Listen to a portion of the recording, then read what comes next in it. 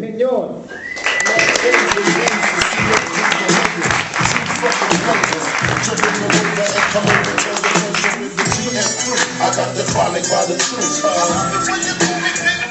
Alright, let's get one thing out of the way right now. Let's all pretend we're in a pool, and remember my name's Marco. Marco! Alright, now we're friends. I like how there's like nobody sitting here, because I feel like I can get Shakespearean and do stand up in the round, and I can be like part of the audience. Thank you, somebody knows about Shakespeare in the round. Go to college, kids. Alright, so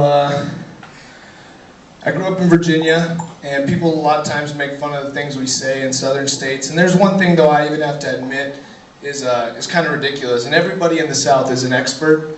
And they'll always tell you before they give you this advice, they'll say, I'm not an expert, but. So the typical line is like, I'm not a mechanic, but your timing belt shrunk or something like that. And I was in Florida a few weeks ago visiting my friend, and we woke up one morning and we went out to get in his car to go get breakfast, and the car wasn't in the driveway, and I forgot that he parked it down the road. And so I freaked out. I was like, Josh, like your car's got stolen, we gotta call the cops, we gotta get them down here. He's like, calm down, man, it's not stolen, don't worry about it. I'm like, dude, it's not here. He's like, don't worry, man, don't worry, we'll figure it out. We don't need the police to come investigate this. I'm like, we're never gonna find it on our own. You were high last night, I was hanging around not paying attention. He's like, don't worry, man, I'm not a detective or anything, but I used to watch Blue's Clues every Saturday. And he actually said that to me. So I responded to him like, Josh, that's like if I told you, if you came to me and were like, I need surgery, and I was like, I didn't go to med school, but I played Operation as a kid.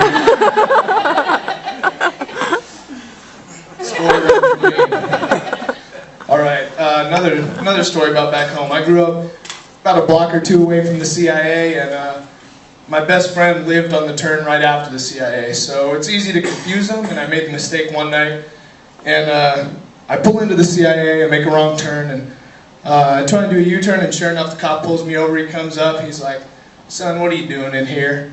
And it was kind of like a scene from Deliverance. Like, I'm still shocked his partner didn't come on the other side and talk about my pretty mouth. But he checks out my stuff, everything clears out, he comes up, he's like, son, this is trespassing on federal property, it's a $500 fine, but I'm going to let you go with a warning. So I'm like, yes, thank you, sir. You know, everyone turns into like a coward when they're on like the CIA property, you know, 4 years after 9/11. Like, you get a little bit scared. But he tells me, he comes back, he's like, I gotta ask you a few questions, and I need you to be honest. So I'm like, yes, sir, whatever you need. First question he says, like, do you have any narcotics? No, sir, nothing. Do you have any guns or knives? Nothing. And then the next thing he asked me, I can't make this up. This is literally what he said to me. With a straight face, he looks at me and says, you have any surface-to-air missiles, grenade launchers, or anti-aircraft machinery? And for about 5 seconds, I thought about telling him my car was like a freaking transformer. And I was gonna, I mean, for real, like if you had anti-aircraft stuff in your car, that'd be a pretty boss car, you know? Anyways. Yeah, my family's from Mexico, and in my family, Grandma was the one you didn't want to piss off. You know, you could deal with your parents' punishment, but like Grandma would kind of, she was, you know, bless her soul, she's like 80 years old, smokes a pack a day, can't walk. But like, there's a few things that'll take her from that to like King Leonidas kick your butt, Grandma.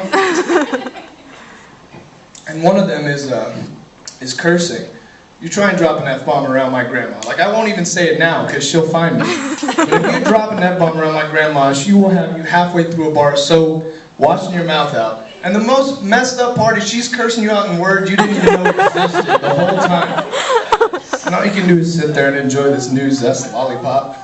But there was one other thing was talking back, and like she'd always tell me to do chores, and I'd find a way to, you know, delay. I'd tell her, after this episode, once I beat this game, I gotta do something, you know?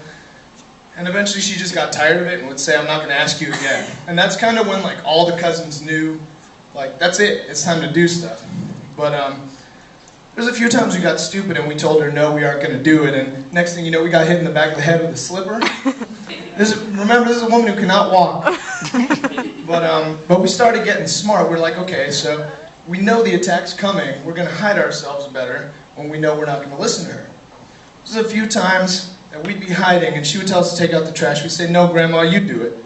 That slipper would go around 3 corners, through a bedroom, over a dog, past the statue of the Virgin Mary, and not touch any of them, but still leave a big old welt on my head. And And you know, a lot of parents, a lot of grandparents tell you they do things so you'll learn, so you'll grow up and be a better person.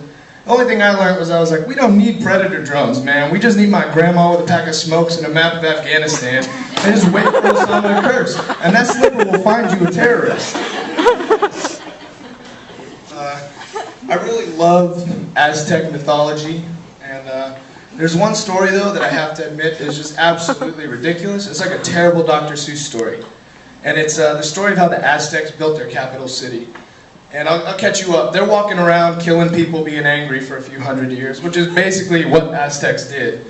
And eventually their gods want to reward them with a city, so they tell them, we're going to build a city on a lake.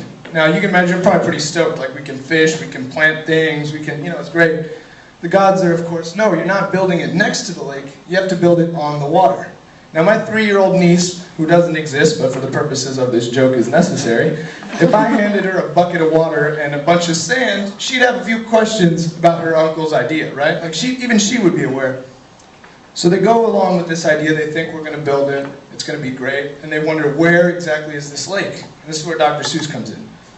So the gods tell them you're going to find a lake with a rock in the middle of it, and on top of the rock there's going to be a cactus. And on top of the cactus, an eagle. And in the eagle's mouth, a snake. And I'm still wondering where thing 1 and thing 2 went. Because it's like a scavenger hunt on LSD, pretty much. And of course, what happened? The city is actually sinking. And I feel like if you're going to take on such an economic, architectural venture, you kind of forfeit your rights to get upset when the city starts sinking. It's just common sense. So what I've realized now, after looking at how much the city has sunk, it's like the Charlie Sheen of cities. It's like really pretty to look at, probably a lot of fun at night, but eventually it's gonna, due to one too many lines, punch a hooker, and the whole thing's gonna come down. And when they're all swimming around in that water, not knowing what to do, they're gonna wish they knew how to play the game we played earlier, Marco. Thank you guys. Have a great night.